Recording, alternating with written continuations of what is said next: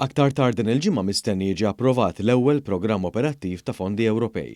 Ħabbar dan is-Segretarju Parlamentari għal Fondi Ewropej Chris Bonnet waqt il-programm Pjazza fuq One.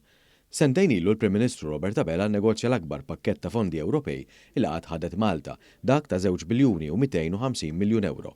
Chris Bonnet qal li matul din l-aħħar sena il-Gvern kien għaddej b'taħdidiet mal-Kummissjoni Ewropea dwar kif pajjiżna se juża dawn il-fondi. Din il-ġimgħa, l-aħħar ta' din il-ġimgħa nistennew waħda mill-ewwel aħbar sabiħa tiftakruhom it-2.2 billion li negozja l-Prim Ministru.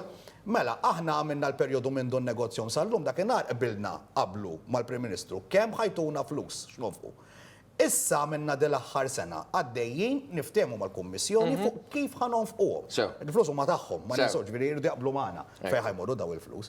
Fl-aħħar ta' din il-ġimgħa se jkollna l-ewwel programm operattiv, jiġifieri l-ewwel lista ta' kif ħanonfqu dik il-flus li l-Kummissjoni Ewropea sa tkun qed tapprova għal Malta. Jiġifieri x-xogħol baqa' għaddej dawk issa l-programm jibqgħu ġejwet wara ieħor biex jekk il-bambin irid lejn l-aħħar ta' din is-sena u anke qabel nibdew nużaw il-fondi l-ġodda l-famużi 2.2 billion. X-xogħol baqa' għaddej. Il-proġetti se jibqgħu isiru, ħatarawna nibqgħu nxammru l-kmiem u naħdmu kulħadd għandu jserraħ rasu li xogħol il-Gvern se jibqa' għaddej. Għaldaqstant wara li fix-xhur ġejjin il-Kummissjoni Ewropea mistennija tapprova l-programmi ta' fondi Ewropej wieħed wara l-ieħor, pajjiżna jkun jista' jibda juża dawn il-fondi li permezz tagħhom jistgħu jkomplu jitwettqu proġetti u investimenti f'diversi oqsma, fosthom tas-saħħa, tal-edukazzjoni, tal-infrastruttura u tal-ambjent.